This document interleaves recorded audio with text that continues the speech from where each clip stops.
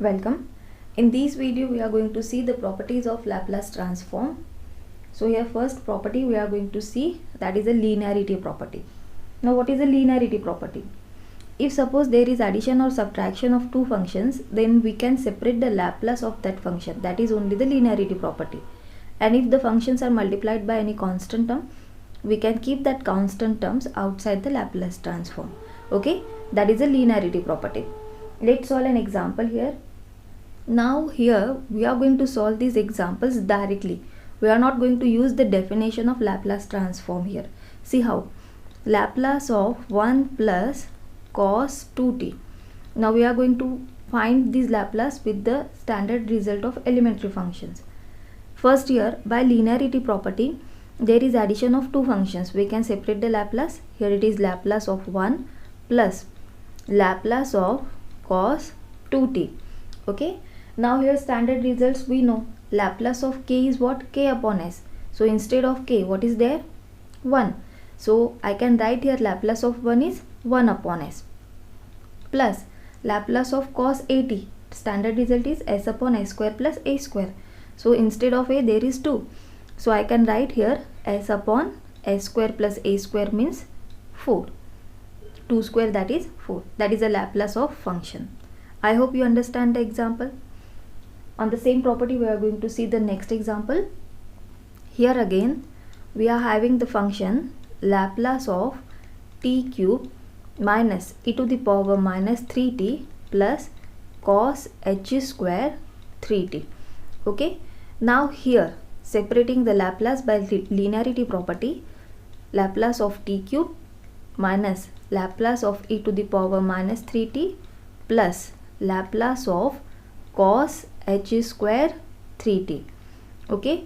Again we have the standard results again. Laplace of t raised to n. It is n factorial upon s raised to n plus 1. Instead of n there is 3. So I can write 3 factorial upon s raised to 3 plus 1 minus Laplace of exponential term. What is it? If it is e to the power minus 80, we can write 1 upon s plus a. So here it is 1 upon s plus 3 plus now Laplace of cos h square. But here we know the result for only cos h 80, right? So we have to remove the square here, and with the help of this formula cos h 2 theta is equal to 2 cos h square theta minus 1. We can remove that. So we can write here cos h square theta is equal to 1 plus cos h 2 theta upon 2, right? Using this formula here. So what I get? Laplace of 1 plus cos h, instead of theta there is what? 3t. So multiply 3t by 2, it is 60 upon 2. And now again by linearity property here, solving this. First of all solving this, 3 factorial, that is 6, s raised to 4 minus 1 upon s plus 3. And now again by linearity property we can keep 1 by 2 constant outside, taking Laplace of 1 plus Laplace of cos h 60. Okay. And now here 6 upon s raised to 4 minus 1 upon s plus 3 plus 1 by 2, and by the standard results again, Laplace of 1, we know the Laplace of k, it is k upon s. So we can write here 1 upon s plus, and Laplace of cos h 60, by this result what we can write? S upon s square minus a square. Minus a square means 6 square, that is 36. So this is our final result. I hope you understand the example.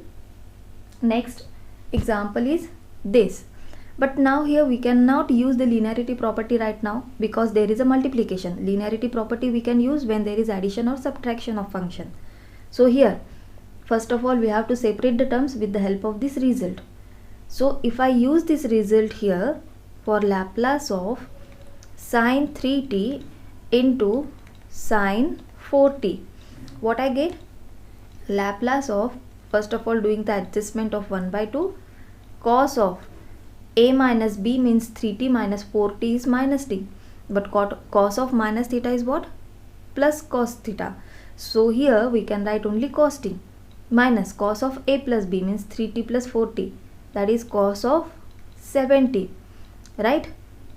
And now here 1 by 2 common outside Laplace transform by linearity property. We can find here Laplace of cos t minus Laplace of cos 7t.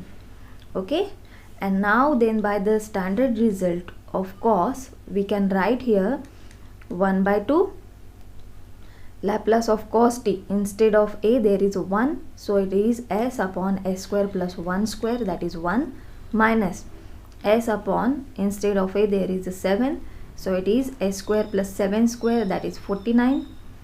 And we can again simplify the term by cross multiplication, so it is s cube plus 49s minus s cube minus s upon s square plus 1 in bracket s square plus 49.